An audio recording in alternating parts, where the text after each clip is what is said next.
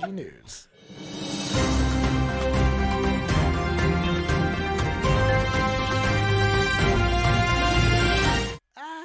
What happened there? Okay. Hello, and welcome to Tabletop Terrain Talks, where we talk about tabletop gaming, terrain, and other nerdy things. I am the High Elf Hayley. And I'm apparently the tech guy who can't bring up the right stuff. It's Weston. okay. It's okay. It's fine. It happens. It's okay. I just was built in a new segment thing, and all of a sudden apparently I was still on the one I was working on. And so OBS did it wrong. It's OBS's fault. I will blame them because I can. And they cannot defend themselves. B. So there we go. S. Hello. Anyway, welcome to this week. I hope your Monday has been good and productive. And because we know it's the start of the week and we all have to work. So I know. It's just the truth of it. The weekend has ended, but that means you get to be here with us, which makes it okay. Yep, we are the happy end cap to your day. So Announcements. First off, we are doing a 1-year celebration of our streaming on Twitch on Friday, which is going to be super fun. We are doing a charity stream that all money will be donated to the organizations to write Love on Her Arms. And it is a suicide prevention and mental health organization. It is absolutely amazing. They help people who are in distress get connected with therapists all over the country and all over the world. They actively promote mental health in schools and local communities, not local, but just like communities across the world. All over the world. So it's a really, really great organization. And we are going to have 2 guests on the show on Friday. It's going to be Janelle. Well, I'm supposed to say date. No, I don't remember anymore. Well, it's Dash and Daisy. They have they have their names, and then they have a channel called Dash and Daisy. And so I'm not ever totally sure what to call them. Anyway, it's my sister. And her husband, and they both have experience with mental health and mental health issues and whatnot. So they're coming to hang out and to help with this charity, and we are going to be doing a one-shot in the world of Weston's homebrewed madness called Valley Toss. Valley Toss is a homebrewed world where the alignment system has changed. It is chaos and order. And in this, alignments are not something stagnant. They are something that changes and ebbs and flows based on the world, the environment, and the choices of the players. And that chaos and that order will have effects on not only the life and limb of our characters, but on their sanity and mental health as well. Yeah, it's going to be super exciting. So that is going to be on Friday. That is going to be at 8 p.m. Mountain Daylight Time. So same time as tonight. And we are going to go until the one shot is done. So and this will be in D&D 5th edition. If you followed us in the past, all of our actual plays have been Pathfinder. And this will be our first real foray into D&D. So I've been spending my time trying to, different here, build classes. How does this work? Which is part of the reason why tonight and for a series of Monday nights, we're going to be going through the mechanics of Dungeons & Dragons. Yep.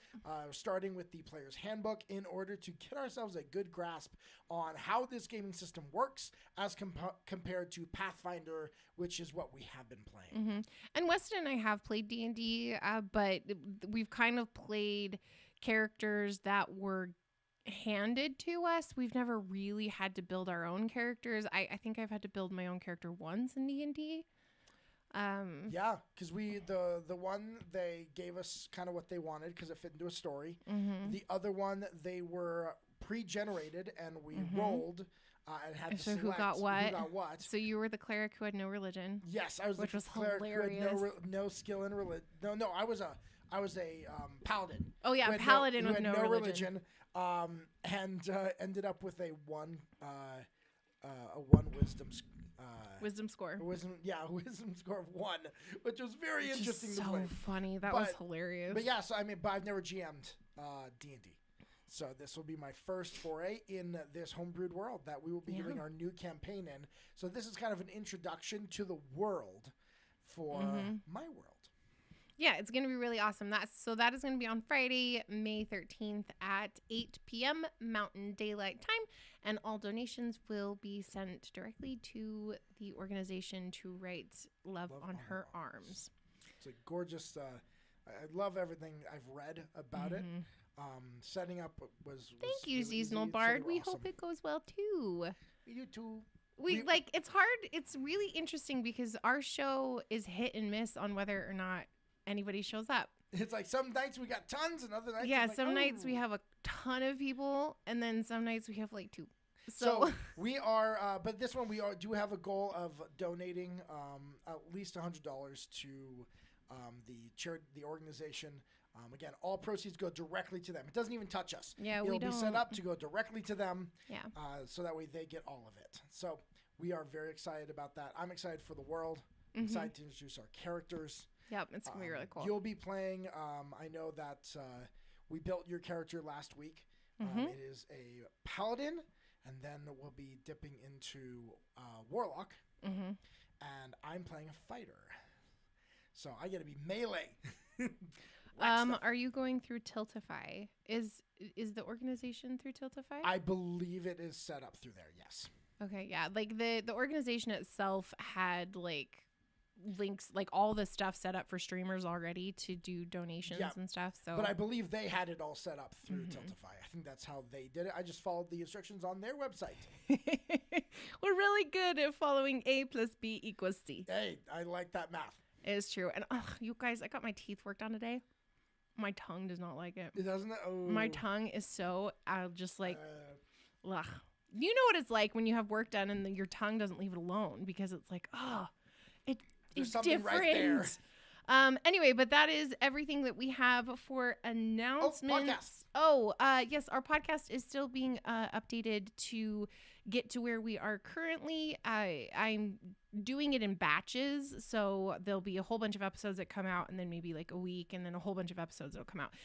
But we are currently in story arc number 3 or season 3 on the podcast, so you can go listen to that and listen to the recaps of the seasons if you would like, instead of listening to the hours of play, which I understand. Sometimes you don't have time to listen to the hours of play. You want to get there. Jump right in. ASAP. Well, we just finished another arc, so I will be doing another recap episode. soon. I started tweeting it a couple days ago, I think. Yep, and we'll be putting out But more. I'm going to be doing 2 tweets every day, possibly 3, with the information and stuff on it. So we'll also be sharing, if you're interested in the homebrewed world, we will be sharing aspects of it throughout this week. yes.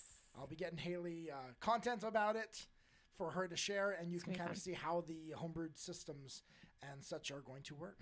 Yep. So we're really excited about that. Cool. All right. Yeah, so with that, let's get into our TTRPG news. Oh, no, I didn't update the date. Or the date. And here we go.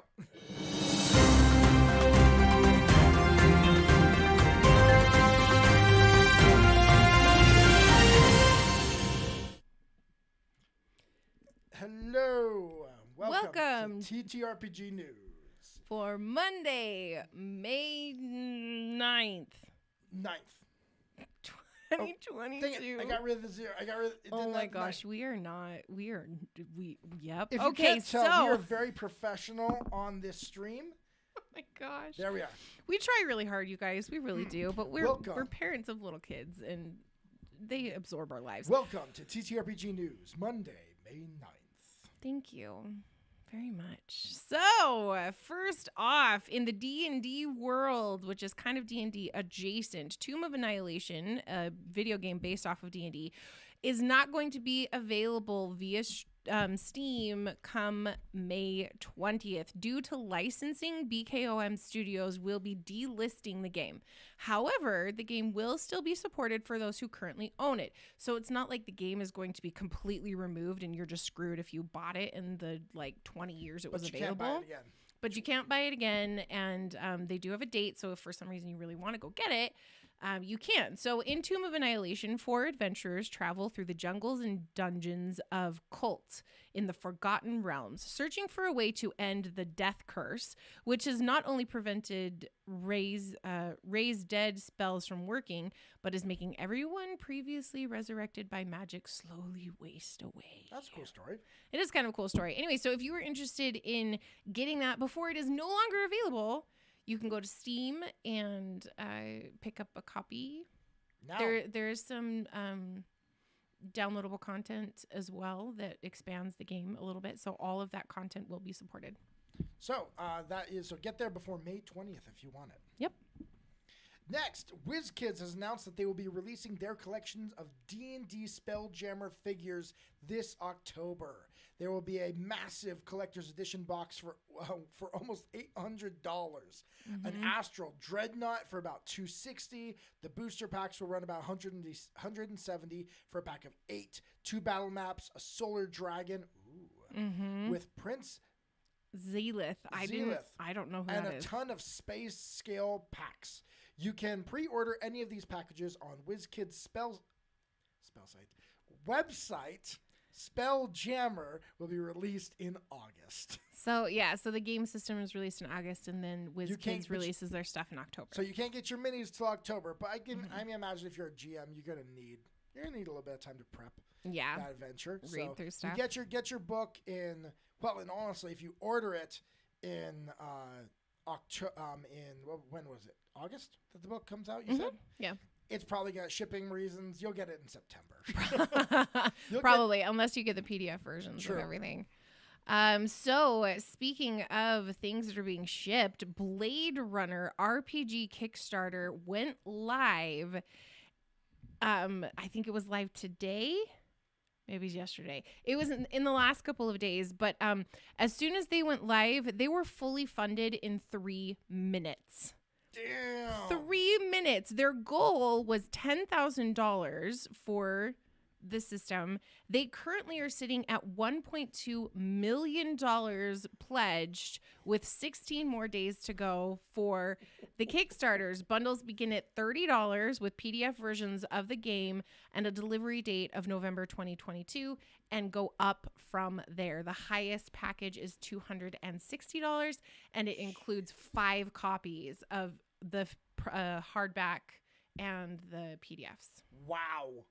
It's intense. That is intense. Yep, it's going to be taking place as well between the 2 movies that came out. So it's going to, I believe, connect. Yeah.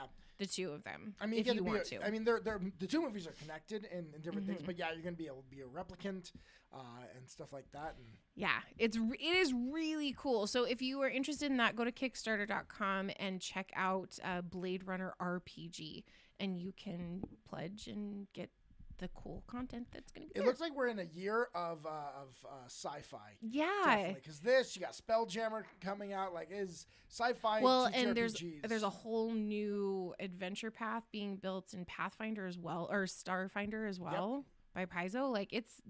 This is the year of the Apparently it's sci-fi. the year of the sci-fi TTRPGs. But speaking of Kickstarter, another Kickstarter that came out recently and we ourselves were big fans of is Sinclair's Library. You can find this on Kickstarter. I can type the link. I know you put the link in here. That's just where I knew how to do it. But this is 2 books. They have Sinclair's Library and Sinclair's Almanac. They give new monsters, legendary creatures, NPCs.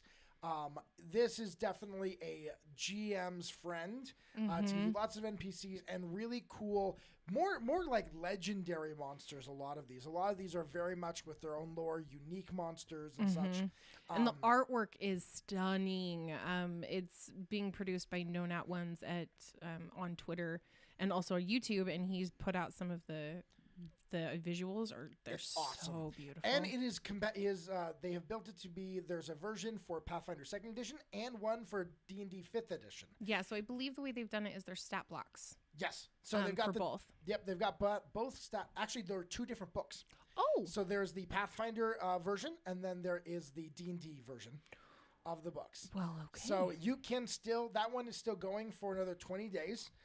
They are well over their, they've actually hit most of their stretch goals now. Yeah, I think the last time we checked, they were at 80,000. They had been aiming for 35,000. Yeah, I checked today actually, and they were at 97. Oh, geez. Yeah, so they're about to hit their 100,000. They just released that with the new, with hitting 90,000, they will now have the Shaman class that they're going to introduce. That's cool. They have mechanics, different mechanics for curses, lycanthropy and vampirism and such. We got some early stuff. We did. We got the early one shots. Anyway, I forgot you guys. Oh, yeah. Oh, Lost Tribes. Hello. Hey, I forgot you guys were live tonight. Oh, it's okay. So definitely go check that out. I know we backed that one. I think it's an awesome Kickstarter. Lots of great stuff there, and I'm excited to get those books. If you order the books, you are most likely set to get those in September as well. Yes, that is true. So May 18th, your D&D Beyond account will be officially transferred to Wizards of the Coast, after which Wizards of the Coast terms of use and privacy policies will apply to your D&D Beyond account. So if you care about making sure that you know what your stuff is being used for, your information, then go and read those terms of service. More than likely, everyone will have to hit the accept button. Yep.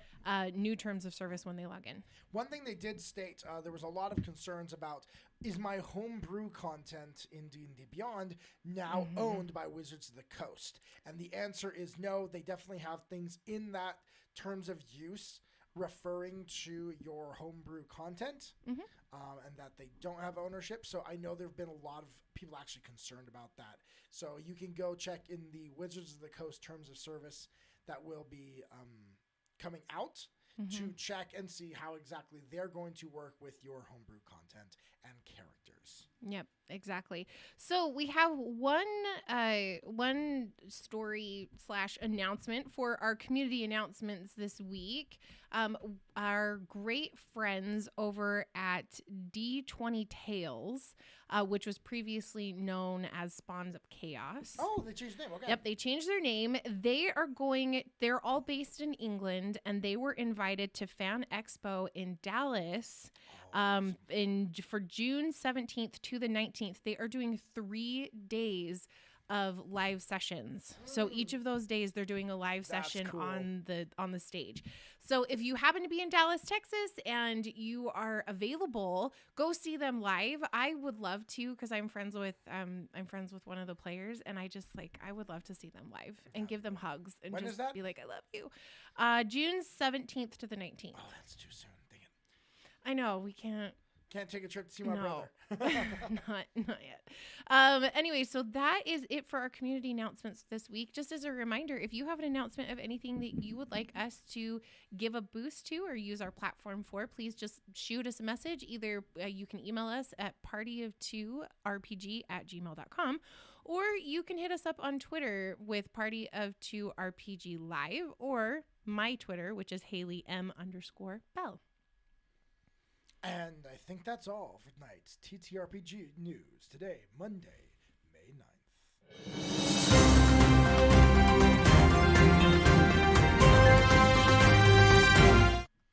I forgot to include in our announcements, my birthday is on Thursday. Day straight. I will be 35 years old. 35 years young. 35 rotations of the planet. Are you turning down my No, I'm my actually volume? turning you up. You look a little quiet. Hey, everyone kind of throw in the chat, do we sound quiet tonight? Because I messed with some settings, and I looked down suddenly, and all of a sudden the things looked lower than I'm used to them looking. I can get my... better recognize. Yeah. I can get my mic a lot closer to my mouth. I'll turn you up if that works. I'll turn you up a little bit. If you need me to. Okay, yeah, seasonal bard said we were a little bit. A little quiet. Okay, well, hopefully we will be louder. But so now that we are here in the main topic of conversation, and I have to tell you guys, so I have been through character, like we said earlier in kind of the cold open, I've been through the character creation process for a barbarian for this. D&D, yeah. For D&D. Oh my gosh. But I've never been through it for like any other class. I've just had these characters handed to me when I've played D&D. Well, and even when you have a character that, let's be somewhat I like to here. play a barbarian. No, let's somewhat be honest here, honey. Did you build that character, or did I build that character and you said yeah? Anna? No, not Anna. In D&D. Oh, Izzy? No, that was Joel and I went through and built Joel that. We built that character live, and I rolled right. and it was like the most ridiculous rolls. Like it was like an 18, 17, 17, 16. Like it was it was awesome. Stupidest stats. Here, I want everyone throw in the chat whether you prefer to use standard array, point buy, or rolling. Let me know which system do you prefer. I like the consistency of standard array, like where it's like, okay, everybody's gonna have like these same numbers, and so you can kind of put them apart. But rolling, it throws in, just as the dice always do, it throws in that element of surprise of like, well, I don't know, you might get a 10 or a 6 or whatever. I roll everything about my character if I can. So because there are random tables. I mean, I know a lot of systems have it to where you pretty much can roll everything and it will just build your character. And you're like, okay, that's what I've got. Let's go figure out how to play that. Yay. Lost Tribes Gaming says, used to roll standard array for all of my online games, keeps everyone honest. Yeah. And I think a lot of GMs do that, especially for online games, is just like, it's easier to just say, hey, use the standard array, there we go, than trying to play ref. Hope that they rolled in an honest manner. The other answer is to do a 0 session with the online dice. Yeah, where it's I have to see it. And yeah, everyone can see it there, and everyone can see what you rolled. So that would be the other way to do that. Sad you got to worry about honesty in a game. I know. But I hate that that's like a thing. But it is. But it is, yeah. Anyway. So, but the whole reason I was saying that is that I'm going into this kind of blind. So Weston's going to be going through it from his studious. Weston is a studier and he's very logical and goes through the whole thing. So we're going to get to learn it together. So we're going to be going through the Players Handbook. The version I have says 10th print, but I don't know. That would be if there's how many prints are we on now? Am I don't know. Tons of editions out of date? I have no idea. Well, no. I mean, the only difference would be the printings when they removed the alignment, which was recent, any of the talk of race. And this one was before then. It was before then. Yeah. Erock Babylon says could just make a nested table macro and foundry to roll up everything for a character at once. Someone's a smart user, huh? Look at you. Someone's got some. You have some some skills. Gotta code up some stuff. You got a certain set of skills. Eric, Erock, I will call you. Erock. So, is it Eric? Well, it's his name is Eric. But his handle. Oh yeah, the last time you were on, we discussed that. Okay, sorry. Just throw in. Just wondering, are you a coder?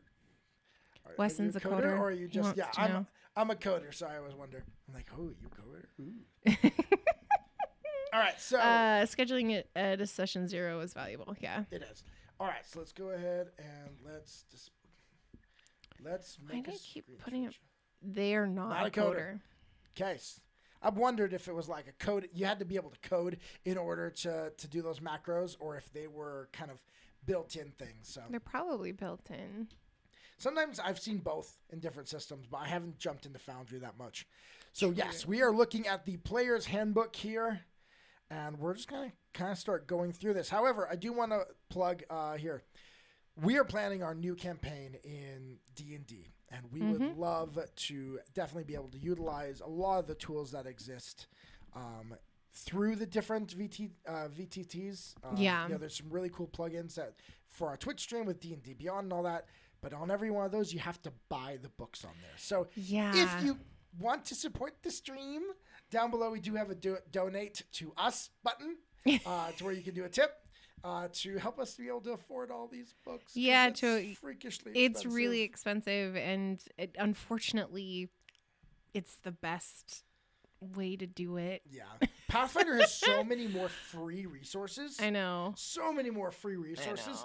Making the switch to D&D is kind of expensive. It's been a little painful, guys. It's been a little painful. So if you feel like helping support our stream, you can do a donation or a tip, and that will go directly to our purchase book fund. Yes, it will. To help us buy those 50 billion books that we have to buy. Yeah. Anyway, moving on. Funness. All right, so you may be asking, well, why are you saying that if you already have it on screen? It's because you have to buy it through D&D Beyond. You can't upload crap on your own. Well, they all know that. Everyone knows that, and it's the facts of life when it comes to there. There's some eternal truths. Mm-hmm. There is death, taxes, and you have to pay Wizards of the Coast. Oh my gosh, it's so true. Oh my gosh. If you want anything, you're gonna have to pay Wizards of the Coast. That is the truth. Okay. So I'm going to forego the introduction to how to play a role-playing game. But it might be fun. I could ASMR it. I don't.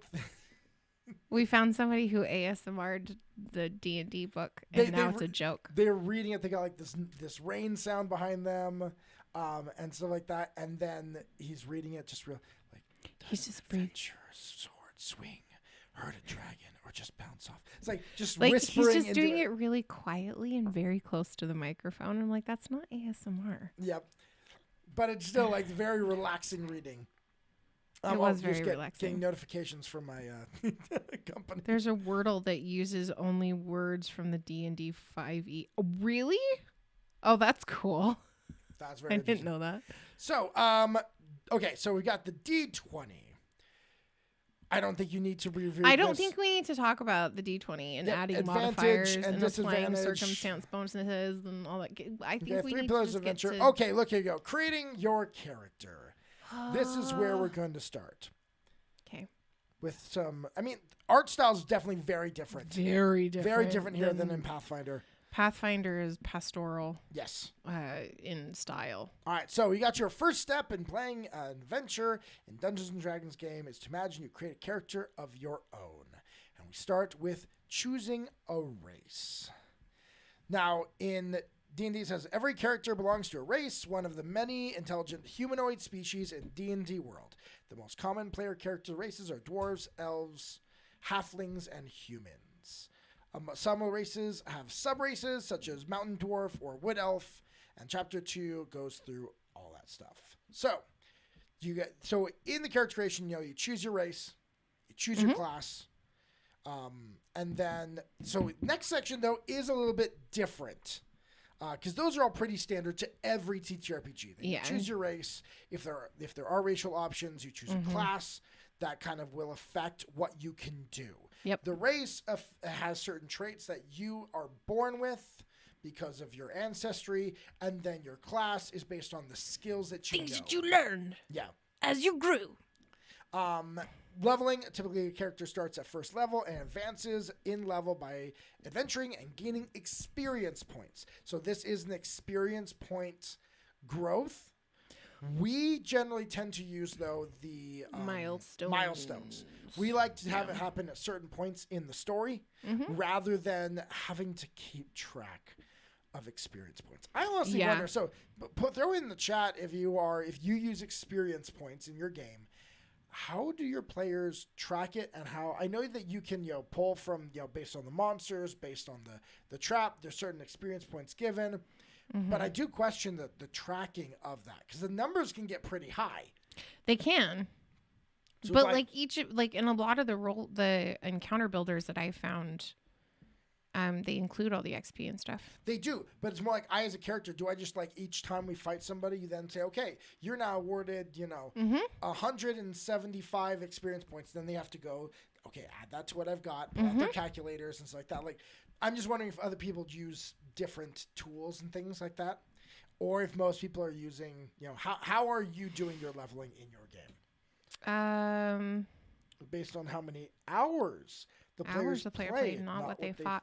Oh, that's actually a much simpler way to do it. That's interesting. How many sessions? I like that. So you get a certain amount of experience points each session or something like that. Because I feel like I don't know. I think milestones is significantly easier in the fact that like just everybody in the party levels up at the same time versus if you do experience points or whatever, then you can have different players at different levels because of that. And as a GM, I think that would be difficult to like manage. Yeah, because then you're having to build encounters for people that are level 6 and possibly level 7 or level 8. And then like, how do you make a balanced encounter that way? Yeah. Well, and then I remember, so in Pathfinder, first edition, and I think this existed in 3.5, there were certain monsters and certain attacks that would actually, they didn't take away your experience, your HP. They took a level from your character. Like, you could get attacked, and the effect of that attack is, okay, you were level 7, now you're level 6. That's horrible. Yeah. That's not fair. Yeah, it would take a level from your character. And so now you're a level down from the rest of your party. I've also heard of other players that they do it to where, you know, if your character dies and you've got to roll a new character, you start at, a discounted experience points a little behind the others. Well, that makes sense. New. But then again, you're at that same situation. If you're resurrected, are you brought back at a lower level? I don't think so. It was only if you rolled a new character. Okay. But because like that actually would make sense to me. If resurrection's like you're hurt from the fact that your body went through that process. So one thing that is. Oh, you ignore CR. You can generally get away with 1 level variance between the party members. Balance an encounter is because of what I was saying earlier about balancing encounters with multiple levels. CR, like from what I understand, is CR in D&D is an art form, whereas in Pathfinder it's very straightforward. The math is very tight in Pathfinder 2nd edition, and so like this would be ASMR.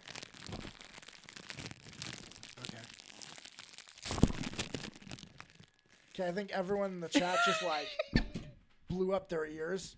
I'm sorry.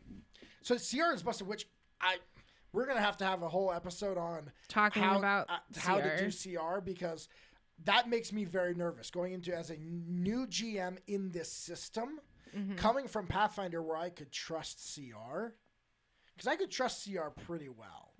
I have heard in D&D like it's all over the freaking place. And a lot of times what I've actually heard people recommend is to calculate if they hit.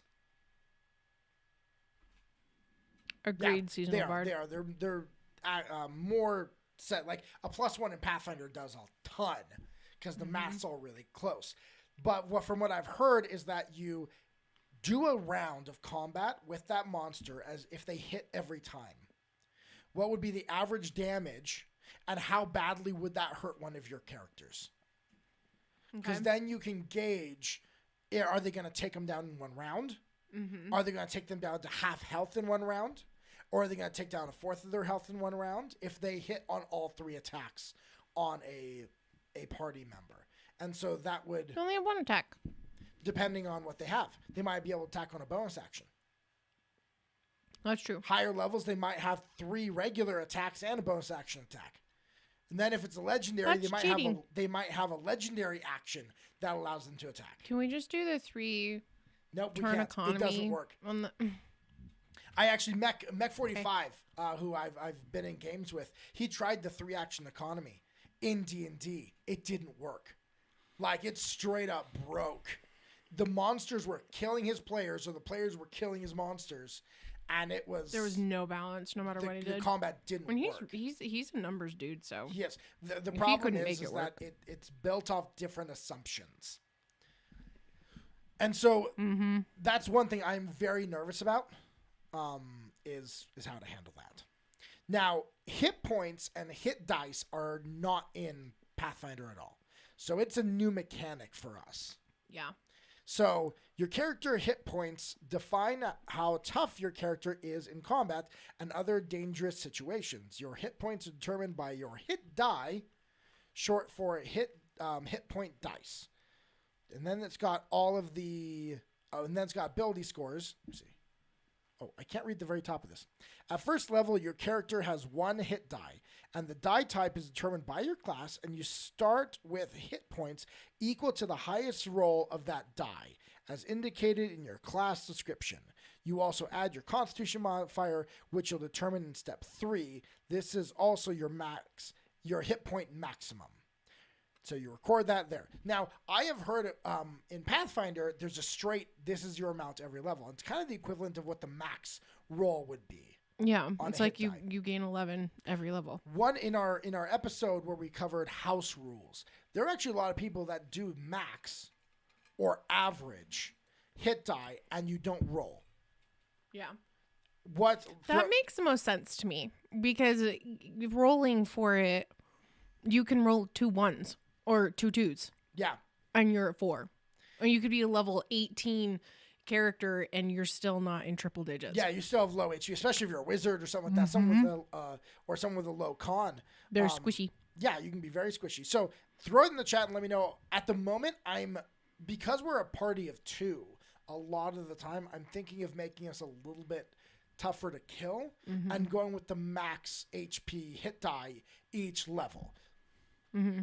No, that's just us. Throw it in the chat if you've done any of these. If you've done, max hit die. If you've done the roll, but re-roll 1s and 2s. Like, what have you done at your tables as far as the hit die? Yeah, I think most people do the re-rolls 1s and 2s too, though. Next comes your proficiency bonus, which is very different in D&D than it was in Pathfinder. The table appears in your class description, shows the proficiency bonus, which is +2 for first level character. From what I've seen, a lot of times it goes up to like +3 at level 6, and then you'll end at like +4. Yeah, it doesn't. We're so used to it being like +20. Like, I just played my game last week. I played a level 10 character, and that was super fun.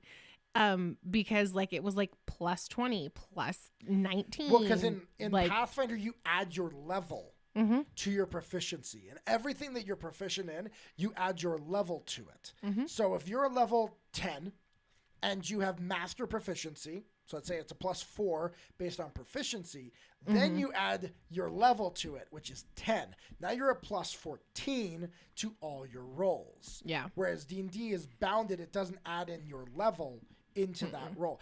But at the same time, I like that, because this is one thing that I've noticed between the two. With the bounded accuracy of D&D versus Pathfinder, in Pathfinder, if you're a level 10 and I send a level 2 monster at you, it will never, ever hit you. No, it won't. Except on a nat 20, it will never hit you. So that means I can't do a huge mob of tons of little things, because it doesn't work. No, because it'll never hit. Because when you have an AC of like... What's your AC with Anna? 28. 28? Okay, so... 29. 29. Can you imagine in D&D an AC of 29? That would be god level. Yeah. That's you can't hit. Vecna. You can't hit it. You can't hit them. Ever. So that's kind of the way that it works. Whereas in D&D, I can throw a huge mob of tiny guys. They won't hit you very often, but they'll hit you every once in a while and do a little bit of damage, and it can be really annoying. Yeah, it can be. It's like that annoying character in a game, or the bad guy in the game that just keeps shooting arrows at you, and you're trying to like go away, but they're far enough away that like getting to them to kill them is like annoying. Yep. And you're like, I'm just gonna go farther away from you.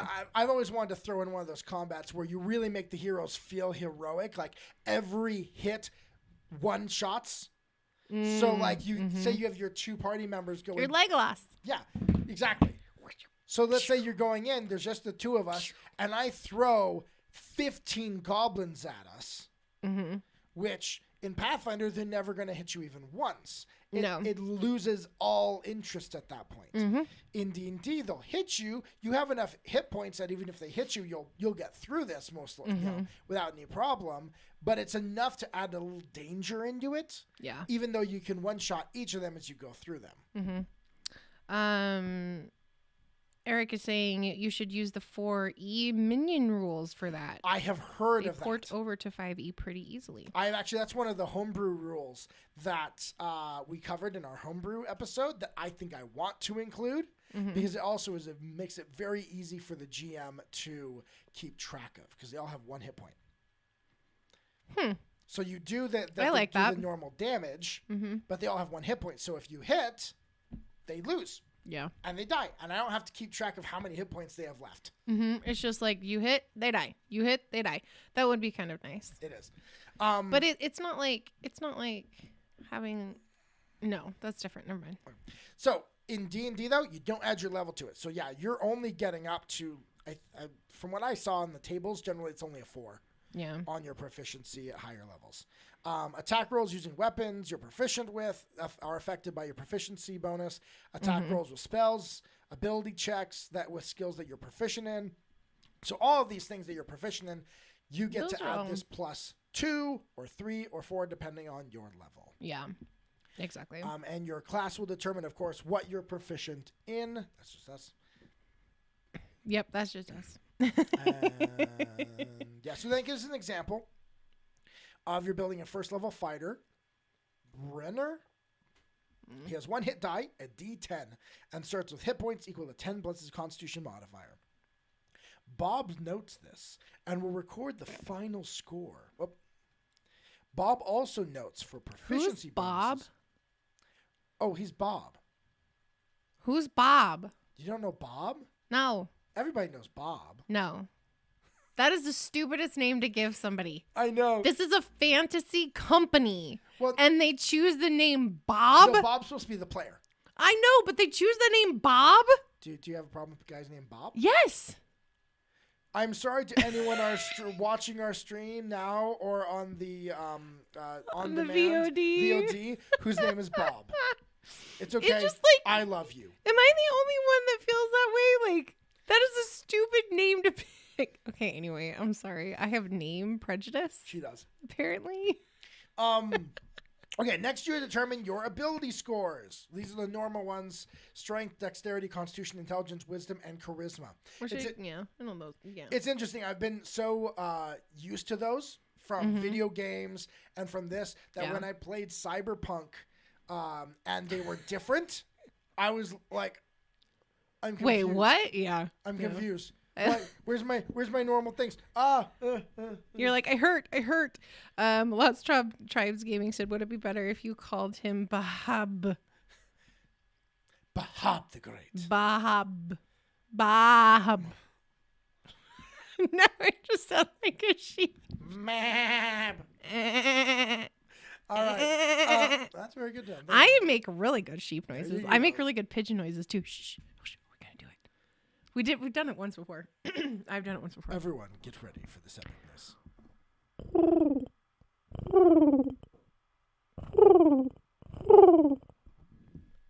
That was your sound of a pigeon or a dove.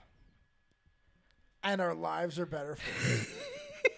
You know, I know your life was not complete before that moment. It is now complete. I feel like our streams would be way different if we streamed in the morning, because I would be like a different person in the morning. Because by the time we get to the end of the day, I'm kind of slap happy. I think that's probably a good thing, though. Yes, you did. Yes, you did, Squirrel Haley. Thank you Haley. very much, Jerome. All right. So table provides quick reference for. Okay, so now we've got our normal score bonuses. So based on your ability score, an 8. Oh, this is the point buy. So you got your roll option, your point buy option, and your standard array option. Your 15, 14, 13, 12, 10, and 8 for your standard array. You've got your point buy, which I can't remind me how that part works. You have 27 points to spend on your ability scores. The cost of each score is shown on the ability score points. Using this method, 15 is the highest ability score you can end up with before applying radical increases that you can't have a score lower than 8, which is kind of nice there that you can't have a score lower than 8. Because technically, if you're rolling the 3d6, you could have a 3. Mm-hmm. You could technically. Technically.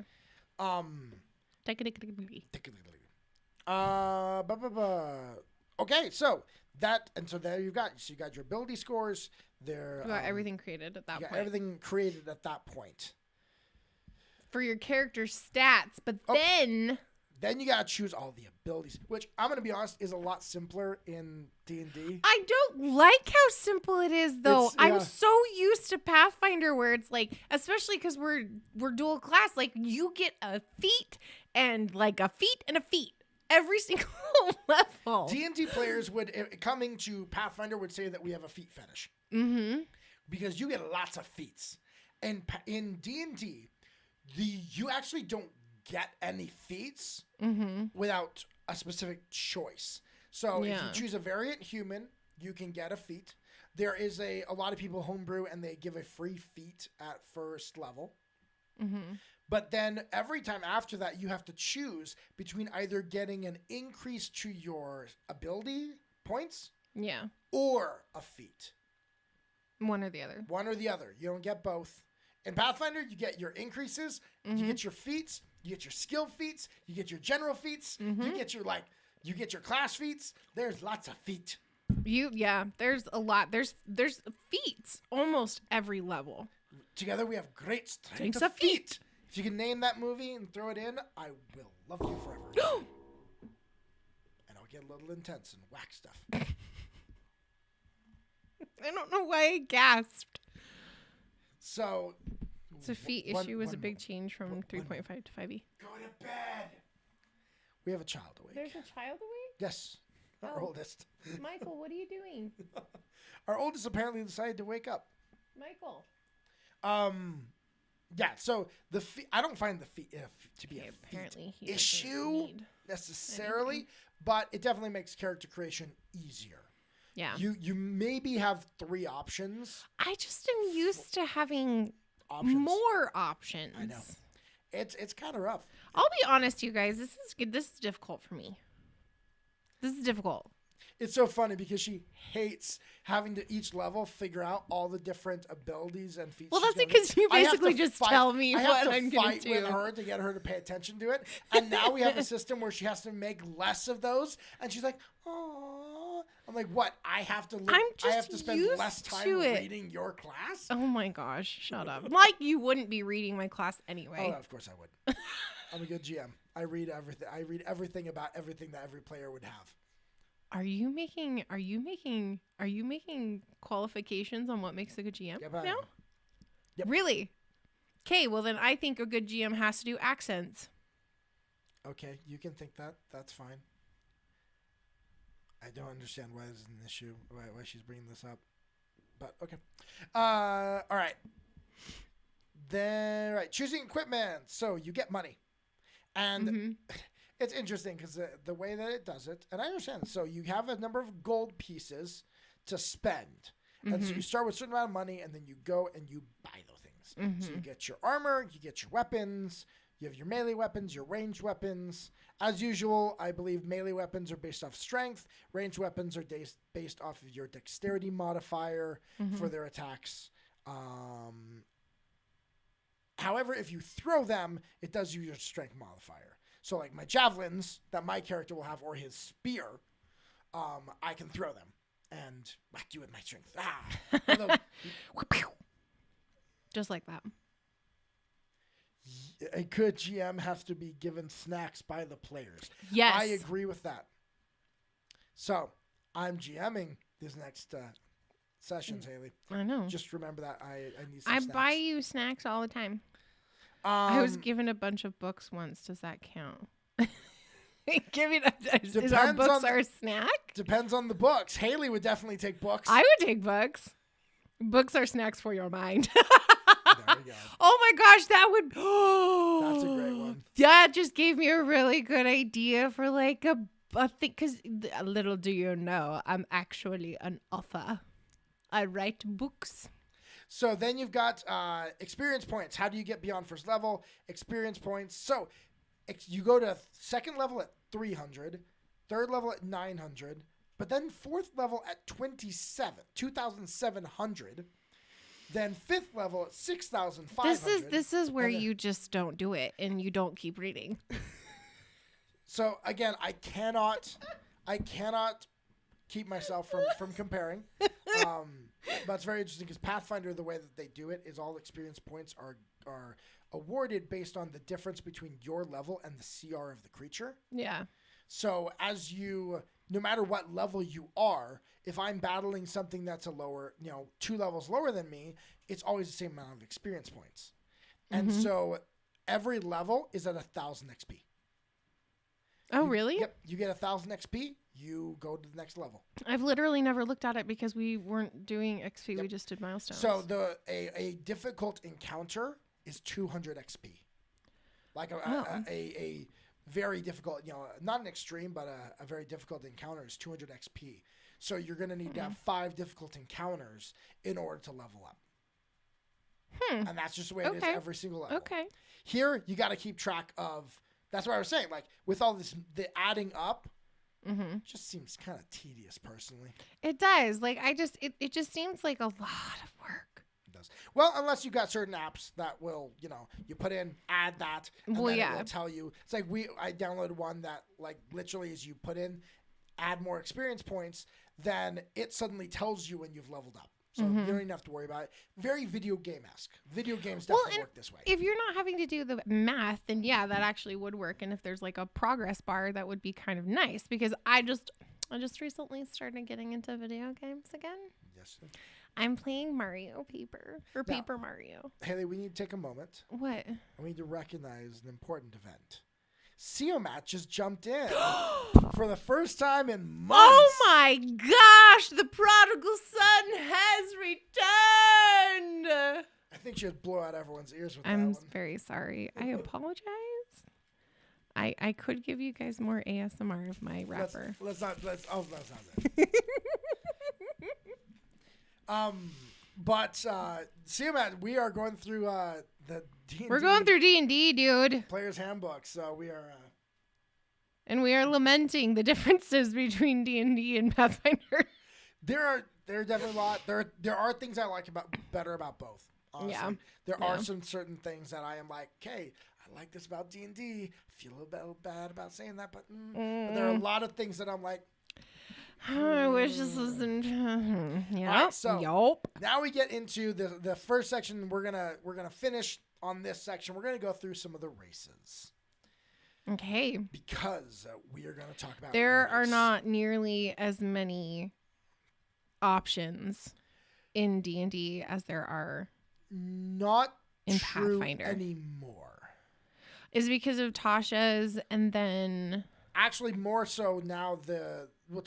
You had Mordenkainen's Tome of Foes. You had Xanathar's Guide to everything, and now with the new Monsters of the Multiverse that puts the two together. I'm sorry, that just sounds like they were trying to be Doctor Strange. Yeah, which was a very sad. We're talking about that next week, you guys. We are talking Doctor Strange and story building as a GM and how to do it well and how to do it poorly with Doctor Strange as the example. Yes. We were sorely disappointed in that movie. No spoilers. No spoilers. Except for next week. There will be lots of spoilers. Yeah, we're going to give you guys some time to watch the movie. So many spoilers. But I was very disappointed. Anyway, there's a lot of stuff. There are crap ton of supplementals and homebrew. Like there's an entire secondary market of just homebrewed content. Well, that exists in all areas, but I feel like not really for Pathfinder. Yeah, no, there is. It's there. It's just not. There's even a reason why they created Pathfinder in Infinite specifically for people to do that stuff on. Yeah. However, I won't watch you then as I wait until I watch online. I despise theaters. I'm starting to get that way too. I'm starting to get annoyed. Like if anybody sits near us at all, I look around the theater and I'm like, are you... There are literally 100 other seats you could have picked. Why did you pick the ones right in front of us? Because she's tall. It's not like she can't see the screen. But it's a personal space thing. It's like since COVID, Haley's bubble has gotten a lot my bigger. Bubble got way big, and like I've not been in practice of dealing with other people. No, working from home and everything. She's like, people. Ugh. No, it's true. She likes dragons. That's why you guys have little dragons. That's why you guys all have the little baby dragons. It's like using the urinal next to someone. I know, and oh my gosh, the trailers for. How would you know? No, I was looking at Mella's comment. Okay. It's like they bring a noisy kid, or they themselves are really loud, or they're like my mother who has no ability to whisper during movies, and I cannot stand it. But like this movie was they definitely expected people to bring their kids. There were 3 trailers for animated movies. Yeah. At the beginning of these. Which was a horror film. It was basically a horror movie. Okay. Like we can't get into this because this has got to be a future week. Yep, no spoilers. But I would just like to say I do not think it would be an appropriate show for anyone under the age of like 12 to go see that movie. And even 12, if they're sensitive, no. Our kid couldn't handle it. Our son could not handle it until he was like 15. Yeah. And even then, he'd probably be uncomfortable. Meladanthius. That's how they say their name. Meladanthius. I like it. Thank you for putting it in, like, thank you. Anyway, moving on. Moving on from that. I don't even remember how we got to that. I don't either. Oh, multiverse. Oh, yeah. That's how we got there. But and again, like, they redid, from what I understand, I was just listening to some streamers who were talking about that book. They changed things from Xanathar's. They changed things from Mordenkainen's. And so it's almost like you don't buy Mordenkainen's and you don't buy Xanathar's Guide anymore. You just go straight to Monsters of the Multiverse, and that's what you buy. Well, because we were talking about this earlier. It's like each book they were upping. It's the same problem that long running TV shows have, where they have to like up the ante every season. They have to up the monsters every book, every new edition of whatever. Like everything has to become bigger. So what you're fighting 4 books later versus what you're fighting 2 books back, they're vastly different. Well, but also as they have the classes and as they, here we're going to introduce this new subclass. A lot of times new subclasses are always the better ones. They would completely dominate on anything that was already previously published. Yeah, and so they then adjust monsters and things and stuff like that. So from what I understand, that's the direction you go for now for races. And there are a lot of playable races, from what I understand, in the Monsters of the Multiverse book. But can you be a Leshy? I'll have to check the list. Because that is just cool. However, you can be a centaur. You can be a centaur? You can be a centaur. Centaur. However you want to say it. It's centaur. It's not centaur. It's not T-O-R. It's T-A-R. Centaur. So there are ones that exist there that don't exist in Pathfinder. So again, all these have their different flavor and things that they have on it. Mm-hmm. Well, of course they've got to make the cheddar, because Wizards of the Coast is Hasbro's largest arm and brings in half of their yearly revenue above all of their other things. So they have to make money. What is GURPS? It's I knew that. GURPS. We have asked this question so many times and I keep forgetting the answer to it. I remember you asking what GOAT was, which is greatest of all time. I don't remember. No, I didn't ask that. I didn't know what that meant. GURPS. No, it's an acronym. It's you're gonna Meladanthius, you're gonna have to explain it. I don't remember what the acronym stands for. There we go. Role-playing system. There we go. Yes, I'm like, I know we've asked this before. Yes. Okay. By Steve Jackson Games. Yep. Well. But we're talking about D&D. Yes. Because that's what we're doing. Because that's what, let's be honest. Because the vast majority of the market are playing that, and we will be clear and we'll tell the truth. That's what more people are watching, and so we're streamers, guys. Yeah. Sorry. We're streamers. We've got, even this, we're streaming in D&D, and most of our viewership play D&D. So it's like, well, if our viewership are playing D&D, we should play what you guys play. So that's why we decided with the new campaign to go with D&Ds, because most of our viewers and it was difficult. It was kind of a difficult choice to make. We really went back and forth on it. Well, and one thing that really kind of pushed the direction is there is a different culture between Pathfinder and D&D. Yeah. And I honestly think Pathfinder is more raw. Rules is written, and they run Paizo adventures. Why? Because they're good. Paizo, the writers for their adventure paths or their modules are really good writers. They write really good things. D&D, from everything I understand, and just what the perception I've had as I've listened to the market, it's not as good. And so you have to end up you either homebrew or use third market or secondary market supplements. Which means that someone's homebrewing. And so because of that, it's more of a homebrew community more than the Pathfinder. And we like homebrew. Yeah, we really like homebrew. We realized that, there weren't very many. I love how this has become like an existential conversation about why we changed to D&D. But we found that there were not very many actual plays or resources for Pathfinder that were not APs.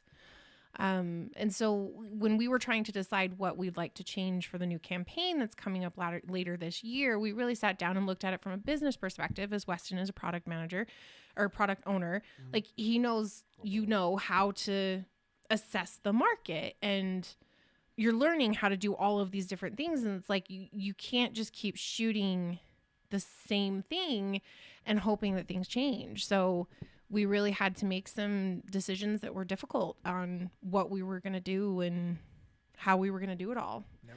Like we're going to have a lot more guests this next campaign as well. Like a lot more guests. But yeah. So let's try and get a couple of these races. I agree, Melodanthius. It shouldn't matter what the system is. This is but true. It does.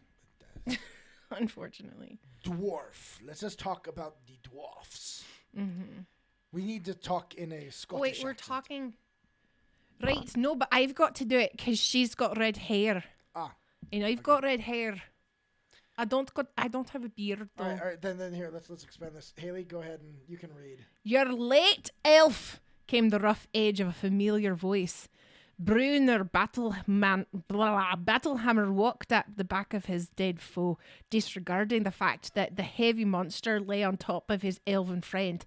In spite of the added discomfort, the dwarf's long, pointy, often broken nose and grey streaked through steel fiery red beard came as a welcome sight to Dritz.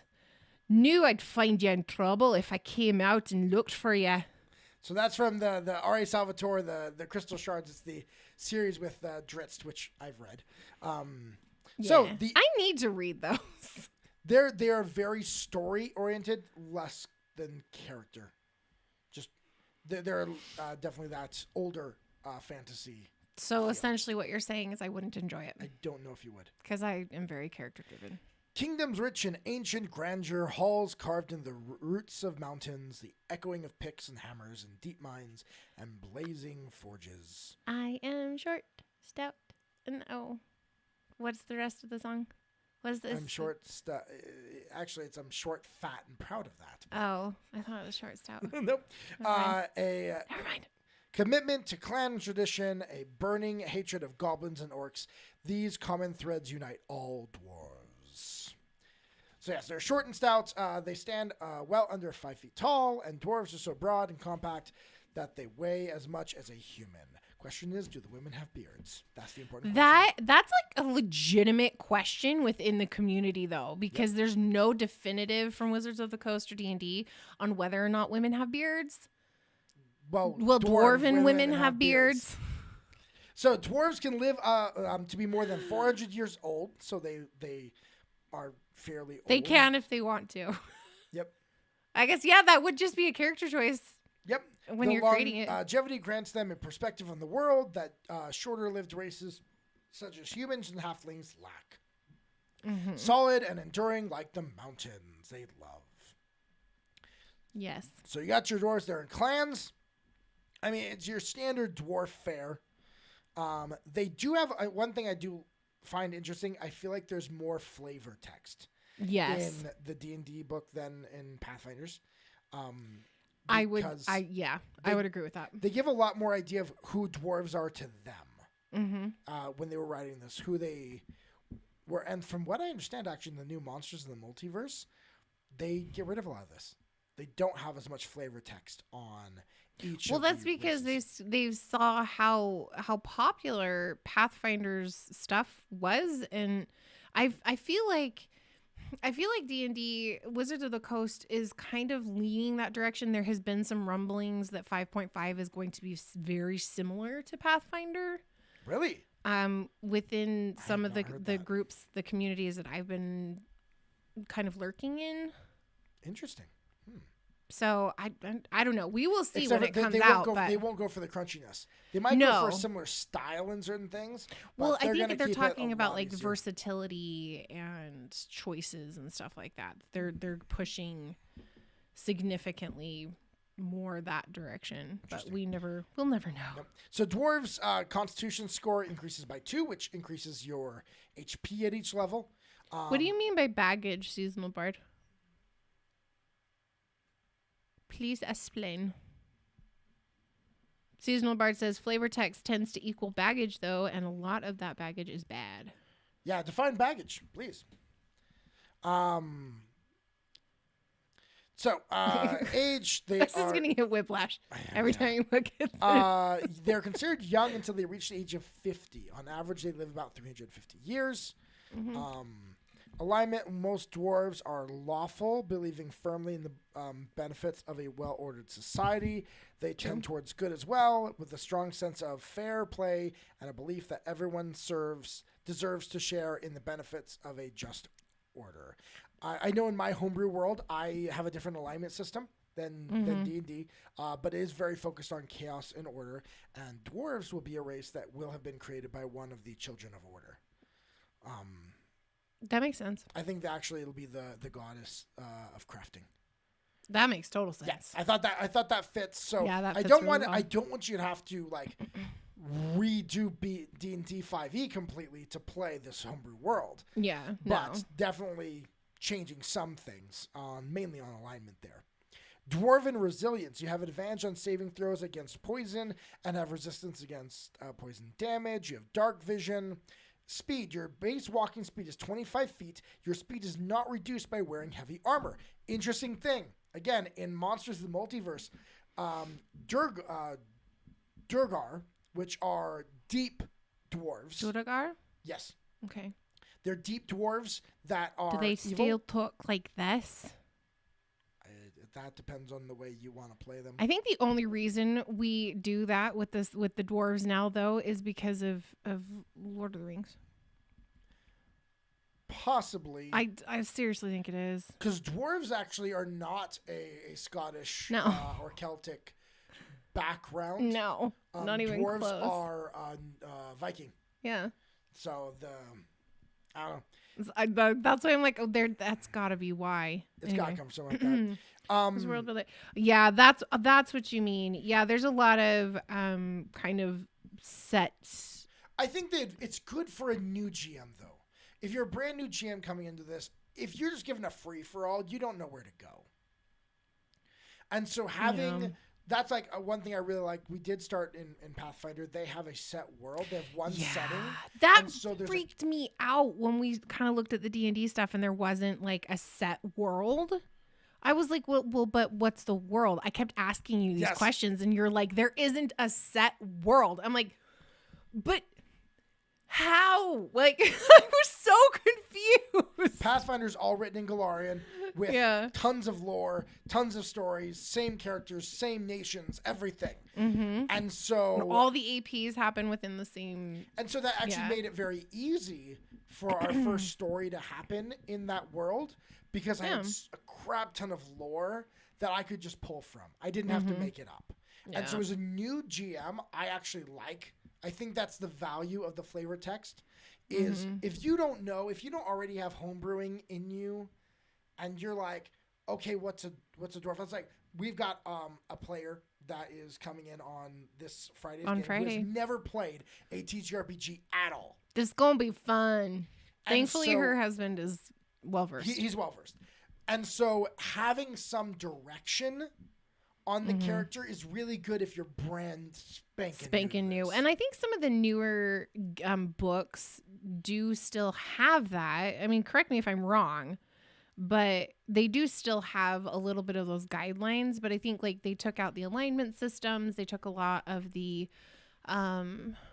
racial traits, like racial character traits. They've taken out some. So like orcs they've changed the way they describe orcs, and they've changed goblins and stuff. One thing I find is really weird is that in that new book, they made it so like Durgar, which it brings up here, they're the deep dwarves. Yeah, they're evil, aren't they? Generally vicious, stealthy slave traders. Yep. They whereas the dwarves went up above ground and they served their a good aligned god, the Durgar instead worship a chaotic evil god or a lawful evil god. They exist in the Underdark. Yeah, they hang out in the Underdark. But their walking speed is 25. It's 30. They made it normal walking speed. They don't get the advantage of that you can speed is not reduced by wearing heavy armor anymore. And so they brought everyone whose speed was lower than 30 up to 30, but then other races have faster walking speeds than 30.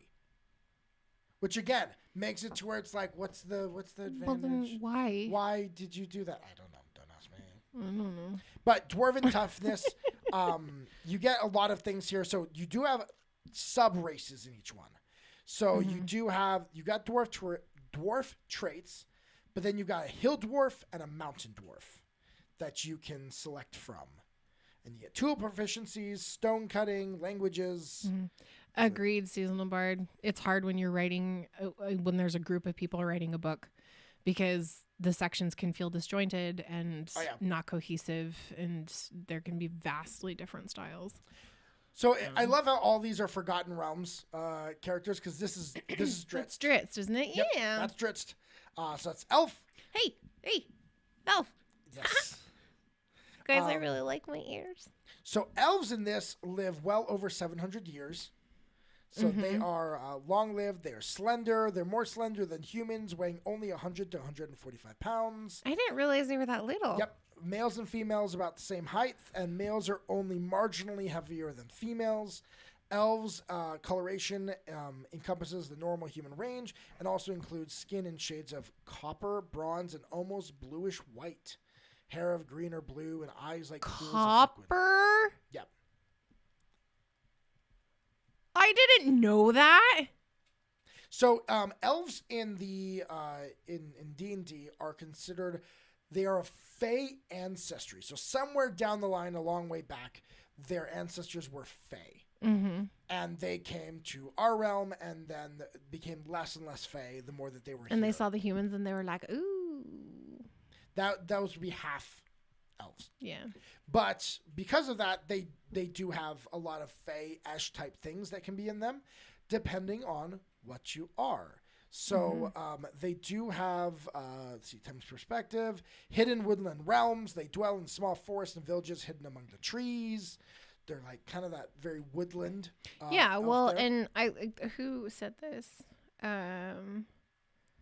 Meldanthius said D&D is based more on Tolkien than real myth. Yeah, definitely, 100%. Which is actually in my my homebrew world, they are different. I'm a little bit more mything this. Mm-hmm. I'm going back because the way that I'm going to be introducing the homebrew world is regionally. Yeah. The different stories are going to happen in different regions, and my world, at least at the beginning, is in a time before all the races have traveled all over the world and intermixed. Dad, Beard, and Dragons. Thank you so much for following. Hey, babe, the notifications work. Yay! Our notifications haven't worked for a really long time, so thank you so much for the follow. However, the pop-up didn't work because I apparently don't have that on this screen. Oh. Well, geez. My kids are showing. It's fine. No, your elves come from... Elves... They were created by a god. Yes, they were created by another deity. So in my world, humans just happened. We just sprung out of the ground. Like daisies. A mix of chaos and order. All the other races were made by deities trying to create their own. Because the whole world is based on this idea of the forces of chaos and order trying to decide who will win on this small scale. And then whoever wins will be able to take the power of the earth, add it to their side, and win the eternal conflict. Yeah.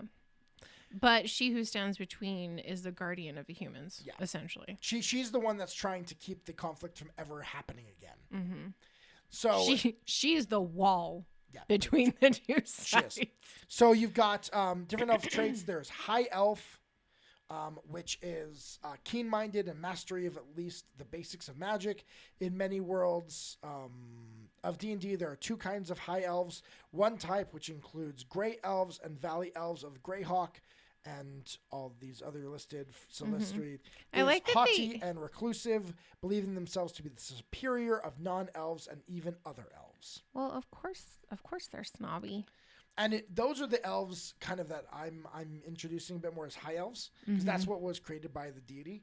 Yeah, well, because they're high order creatures. I call them Aelf, the Aelf, which is an older that's a Celtic spelling of an old elf. school Celtic. And then you've got your wood elf, which is more of your, Why are there spiders on the screen? That's the drow. Could we just not with the dark elf? The drow Okay. worship the goddess Lolth, which is the spider queen. That makes sense. And so the spider motif is all over the drow. Are the dark elves zelves? No. Sorry. I thought that was funny. But no, I'm actually if you want the different sub races of D&D are actually in throughout this campaign are going to be introduced and happen. So from A elf to Z elf. No, they're belfs.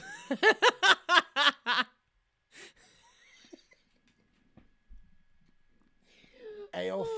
Aelf to Zalef. Elf to Zalef. Okay, that's funny.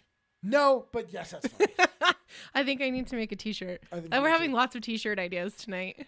But depending on your sub race, you get different things. Like wood elves get their wisdom scores increased by 1, whereas high elves get their intelligence increased by 1. That makes sense. Elf weapon training, proficient with long swords, short sword, short bow, and long bow. Fleet of foot. Their base walking speed increases to 35, so they're very quick. Dad, Beard, and Dragons, are you not in the United States? So your Z's are Z? Literally everywhere but the United States says Z. Wait, it's held a comment. Comment it just said it was first time chat. Oh, okay. Why do I never get that on my phone? I hate that. Oh, no, you are in the U.S. Okay. Because out of the U.S., they Z is Z. Yep. Zedelf. Okay, so yeah, there's your... Ooh, that's a kind of a cool name, Zedelf. That is cool. Halflings! That's what we do, man. We are the inspiration. Last week we were told that we are the inspiration. Somebody actually built gods in their pantheon for their homebrewed world off of us. Yes. Which is pretty cool. Yeah, there's going to be a pair of deities based off of us because that's just cool. It's okay. I didn't imagine you yelling at us. I imagined you were impassioned. Yes. In my head. That's how you said that. It's okay. I'm not offended. I'm so offended by caps lock. But your halflings, they're small, diminutive. They stand about 3 feet tall, and they appear relatively harmless. Wait, how small are gnomes? Gnomes if are halflings are 3 feet? Gnomes are not a base class in D&D. They are not in the Players Handbook. Oh, they're not. Okay. Yeah, there's not. So we've got halflings, and then next we got humans. Okay, so there are no gnomes. But No, that's because they started in Pathfinder. Because I'm thinking in Critical Role, Scanlan started in Pathfinder. and Pike are gnomes, aren't they? Yep, but they started in Pathfinder. Yeah. Pathfinder has Pathfinder. Well, that's why they had to bring over the deity as well. Yep, Saren Ray. Yeah, Saren Ray is a Pathfinder goddess. Well, I don't know. It just came out of my mouth. So, yeah, they're about 40 to 45 pounds and 3 feet tall. They're the size of Gabriel. Oh, my gosh. I think they're about the size of Gabriel, our son. Gabriel is just shy. He's like 3 or 4 inches shy of 4 feet. Yeah. So they're, so they might be a little shorter than him. Oh my gosh. That's how small they were. Also forced to use D&D. I thought they decided to use D&D because it was an easier system they felt like to stream with. I've heard lots of different things. I don't know. Melodenthius, do you have an inner track? I had an inner track, but that person is not a part of the community anymore, so I no longer have an inner track. Their skin ranges from tan to pale with ruddy cast. Their hair is usually brown or sandy brown. Blah blah blah blah blah. I don't really care. There's just general characteristics and kind and curious stuff like that. They are adept at fitting into the community of humans, dwarves, or elves, making themselves valuable and welcome. Their combination of their innate stealth and their unassuming nature helps halflings to avoid unwanted attention. They are, and they're pretty much hobbits. I mean, the reason they're called halflings is because they couldn't get from the Tolkien estate permission. There was a lawsuit. Yeah, there was a lawsuit. There was an actual lawsuit because the first production of Dungeons and Dragons had them as hobbits. Okay. But because of licensing stuff, the Tolkien estate did go after them and say, no, you cannot use this term. Yep. So then they changed it to halflings. So they get +2 on their dexterity. And they enjoy second breakfast. That is true. Gnomes are a playable race in D&D and have been for a while, but I think PF was the first game to make them available up front.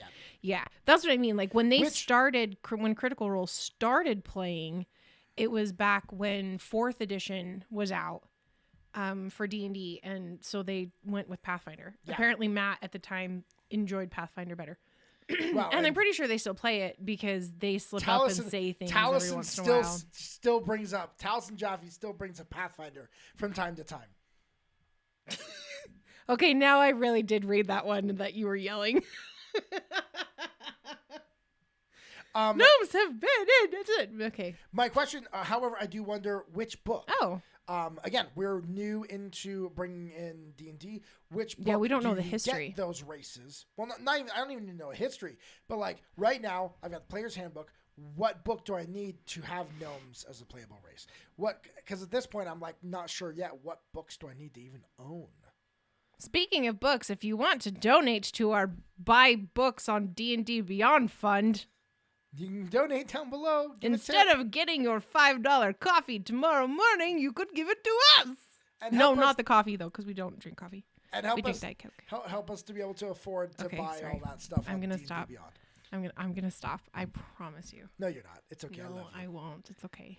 All right. I've been at DMs. You've been at DM the entire time I have been alive. Holy crap. I was 2. You are amazing and awesome then. Player's Handbook, Monster Manual. But what like if we're wanting these additional races though, like what? Yeah, that's like you can get away with that, but we're used to Pathfinder that has the 1,000 races. Yeah. We're used Ancestries to actually. Well, and that's like I'm wanting to be the like I've chosen the Battle Master and like half of my maneuvers are in Tasha's. And stuff like that. So it's rough. Again, when you introduce new books, it's like, oh look, and this is the thing, that power creep. Like look, better abilities in this other book. If you want those cool abilities, you have to get this other book. Yeah. Then you use Xanathar's, Tasha's, Mordenkainen's. Mordenkainen's. And Volo's Guide to Everything.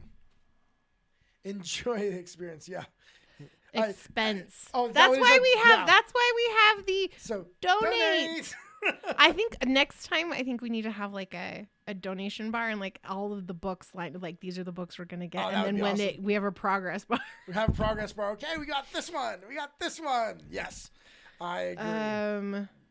Yeah. No, we Dad Beard and Dragons. We have only been playing since September of 2020. Yes. We are new. We're really new. And because he is married to me, we had to stream. I couldn't just I'm a performer. I can't just perform for my own table. We started streaming after playing for 6 months. Yeah. And honestly, you'd only really played for maybe 4 of those months. Yeah, because we were playing the Rise of the Rune Lords for a little bit. So yeah. It's been we decided to jump in with both feet. Because I can't freaking do anything without making it a bloody production. Nope. So you can choose to be a Lightfoot, which gives you charisma bonus, a Stout, which gives your Constitution score, and you have advantage on saving throws against poison and have resistance against poison damage. That's nice. Oh, that's cool. But the other one has natural stealth. Attempt to hide even when you're obscured only by a creature that is at least one size larger than you. I have seen rogues use this so awesome. You've got a Goliath and you've got a rogue that's a halfling. And it's just like, hey, I stand behind the Goliath. You can't see me. I hide. I get my sneak attack damage on my next attack. Boom, GM. It's true. Deal with that. That's really exciting, Dad Beards and Dragons. That's very cool. They're doing their new one. I would prefer not to. Plus, D&D. The big thing about D&D Beyond is it does have all the plugins. You need to explain who you're talking to. So, because I was just talking to Dad Beard. On my screen, I can barely. Okay, it makes the blue is so dark. Melodanthius. That's who you're talking to. Melodanthius. Right, you could always pirate all the PDFs and skip D&D Beyond. I would prefer to do legally and correctly. But the big thing is D&D Beyond has the plugins and such to allow me to show XP, show ability points on stream, stuff like that. I know. I just have to keep them straight sometimes. Yeah. I don't want anybody to get confused. Like, you're just randomly talking and we're all just like, I just randomly talk to people. The voices in my head speak often. So then we got humans, boring old humans, and the variant human that you pick for so many things because you get your free feat. Tiefling? No, variant human is so humans generally get, according to this one, the base class, you get a +1 in everything. But you don't really get a ton more than that, from what I understand. Okay, but how is everybody a freaking tiefling? Where's a tiefling come from? That's its own thing.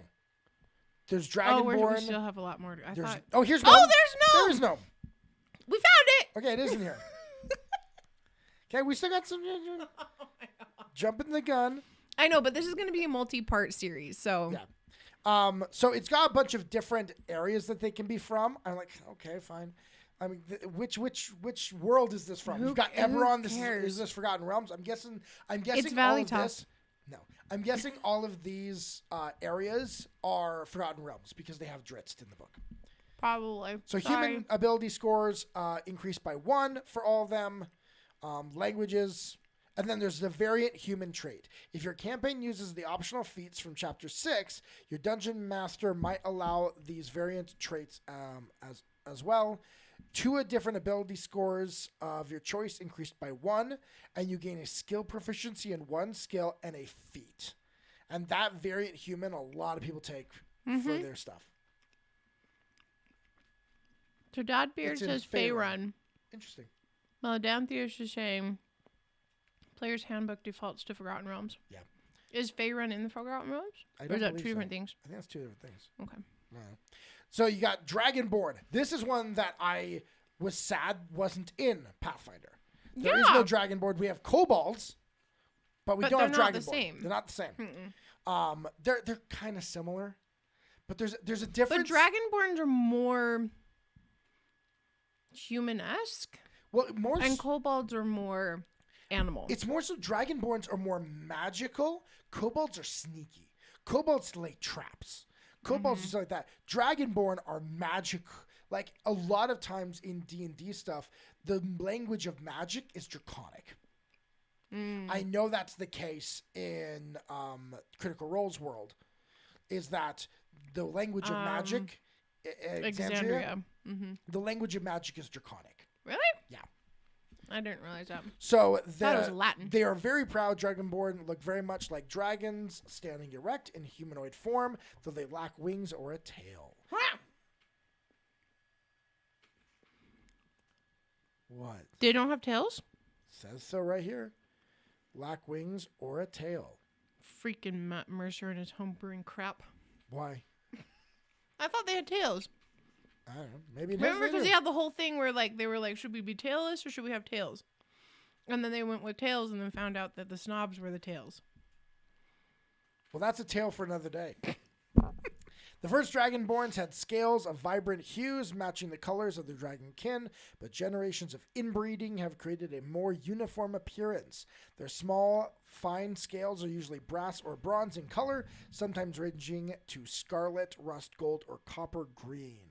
And I remember in Exandria, if they had more of a chromatic color, it was a bad thing because you had the chromatic versus the metallic dragons. Yeah, and the chromatic dragons were like forming a rebellion. Yep. So I know a lot about Campaign 1 Yep. because I listened to it so many times. They've got clans, very much like the Dwarves in that way. It's got kind of what you can expect for names.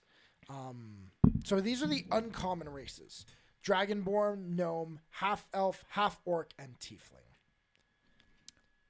Okay, guys, let me know. I've always heard it Tiefling. I recently was told the pronunciation was Tiefling. No, it's a Tiefling. I've always heard it Tiefling. Have you guys ever heard it pronounced Tiefling? Because TIE, I see why they would say that. TIE is Thai. Seasonal Bard says no. Dad Beard and Dragon says it could be either. Tiefling. Yeah, that's the only way that I have ever heard it is Tiefling. Yep. Not Tiefling. No. So when that person said that's the right way to say it, I'm like, I'm not flinging my tie. Tie fling. Yes. I have lots of ties upstairs. I can fling them. That's what my sons do after church every Sunday. Oh my they gosh. Take the tie and fling it. And then we have to go find them all. Yes, we do. And then they hurt my ties and I'm sad. Along with the shoes and the pants. Don't get into that. Don't go down that road. Don't go down that road. All right. Okay. So Dragonborn treats. So Dragonborns do get a breath. They can get a breath weapon. So they can blow fire, Disney poison. Hold on. Disney will sue you if you say Tiefling too much? Yes, because it would be like a tie. What if it's a fighter? Like, what if it's a Tiefling fighter? It'll be a TIE fighter. Oh my gosh. Look here, you.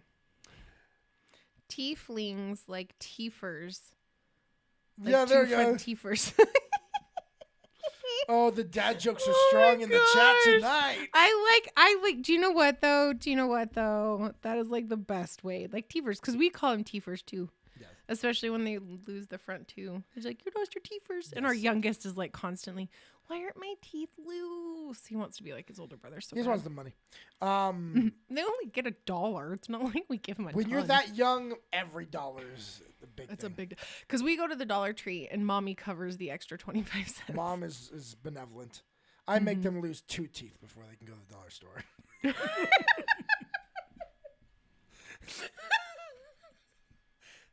Sorry, son. That's because of inflation. Inflation has to hurt you too. You can no longer use 1 tooth. You must use 2 tooths in order to buy that toy that you want. Oh my son will feel the inflation with me. He will understand when you have an economics person as your father. Oh, because of inflation and taxes, you need to lose 2 teeth. Oh my gosh. All right, okay, Gnomes, anyway. Skinny. Okay, we gotta get through this one. So then you do have your gnomes. Vibrant expressions. They're slightly over 3 feet tall.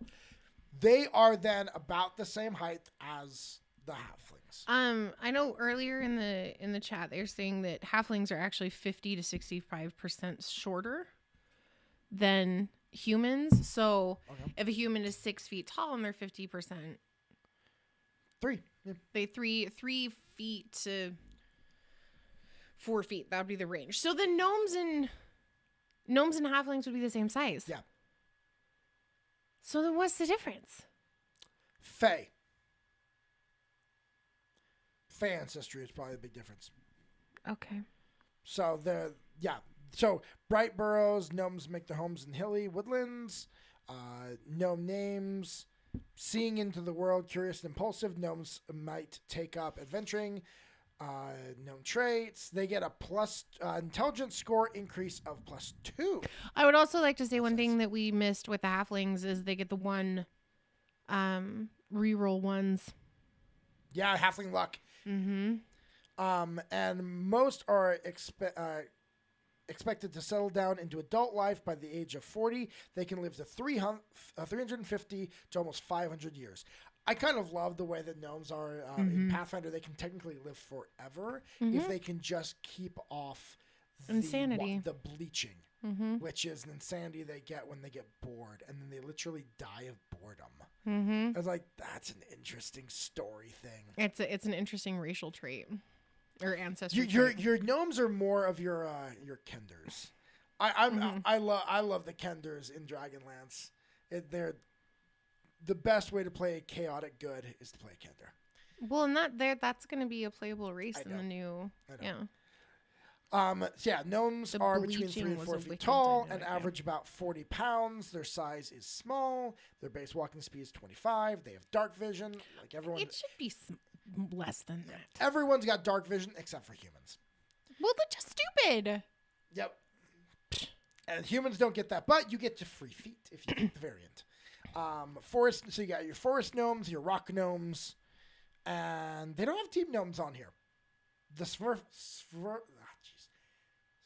Mevlins. The deep gnomes is the Smurfs. No, they aren't blue. You met one. You've met one. I know it was the merchant. Yep. Then you got your half elves, which Dragonborns don't have dark vision either. Apparently, okay, cool. Water Genasi do not either. Welcome to the worst part of 5e dark vision.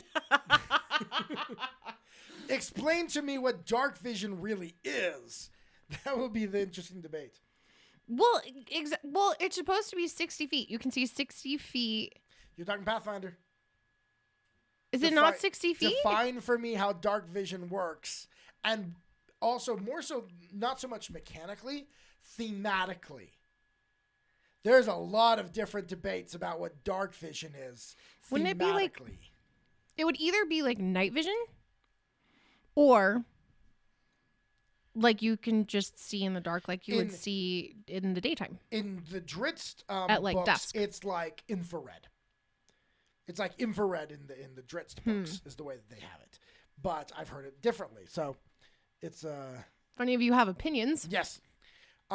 Diplomats or wanderers, half elf names gives you ability score, your charisma score 60 feet. 2. Dark vision is you can have 60 feet in low light as if it was bright light, and darkness as if it was low light. In darkness, there are no colors. Thematically, according to Raw, is colors. Viewing the world in model gray. It's like dog vision. It's like dog vision? Yeah. From my animals, a lot of animals, they don't have the right rods and stuff for color. I don't think I believe that. I don't know. I haven't spent time as a dog. Let's learn true polymorph, and I will experience it. All right, so and because we have a fairly decent marriage, I'm not in the doghouse much. No, he's never in the doghouse. Their abilities, so they get a charisma score increase by 2, which is nice if you're doing charisma-based caster. And the other ability scores of your choice increase by, and 2 other ability scores increase by 1. You mature at the same rate as humans, reaching age of 20. They live much longer than humans, however, often exceeding 180 years. And then you got your half-orc. But then, oh no, that was because he had homebrewed that class. What class? The Arashari for Keyleth. Because Keyleth was going to live for an incredibly long period of time. Yeah, it was a homebrew. The Arashari but the Arashari was a homebrew thing, yeah. So half-orcs, because we're running out of time here, they increase their score. Oh, wow, yeah. Strength by 2, Constitution by 1. They mature faster. They're adulthood by 14. They age notably faster and rarely live longer than 75 years. That's interesting. Size, do tieflings live longer, or do they live normal human lifespans? Don't know. We haven't gotten there quite yet. Oh, sorry. I keep you interrupting. Gain proficiency in intimidation. Relentless Endurance, when you reduce to 0 hit points, but not you can outright, come back. You can drop to 1 hit point instead, and can't use this feature again until you finish a long rest, which that's just cool. That's really cool. And then when you score a critical hit with a melee weapon attack, you can roll one of the weapon's damage die 1 additional time and add it to the extra damage of the critical hit. So you get another die.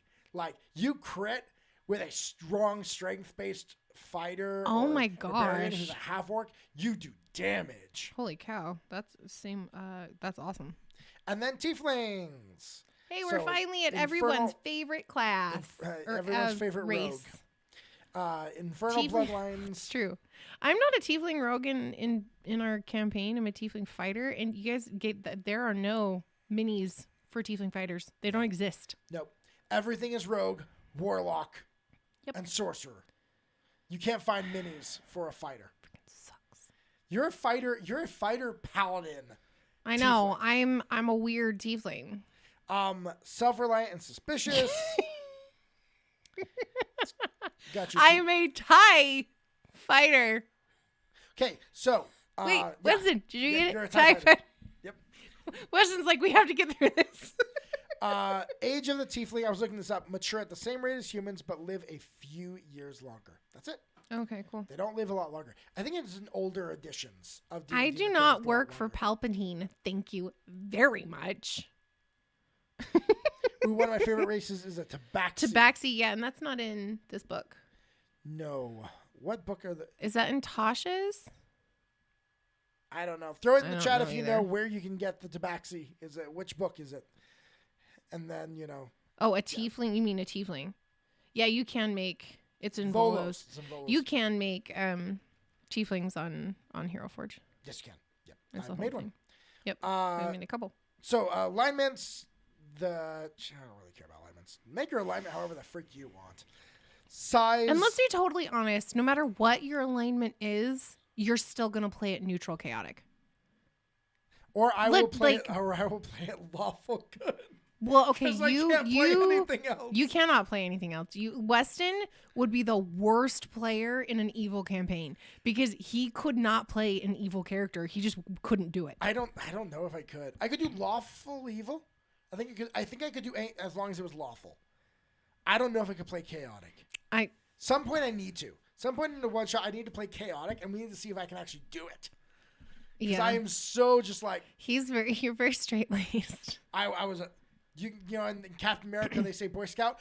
I was an Eagle Scout. He actually was an Eagle Scout. We actually have an eagle in a square glass container that was given to him when he got his Eagle Scout. I still got my sash with all my mirror badges on. Yes, we do. So base speed is walking 30. Dark vision again, thanks to your infernal heritage. I want to be a Fearbulk. Oh, they aren't in this book. What book are Fearbulks in? Aren't they in Volos? I'm guessing they're in Volos. Which means they're probably also in the new Monsters of the Multiverse. Yeah. And those are the races that exist in the Players Handbook. So, just for a quick review, we got tieflings, half-orcs, half-elves. Bunch of halves of things. Yep. Gnomes. Gnomies. Dragonborn. Gnome. Regular humans. Your halflings. Your elves. Full elves. And then your dwarves. And those are all the races that are available if you have the Player's Handbook. So we went through character creation and how to roll your stats and how to do all of your that's. We went through the class or the races.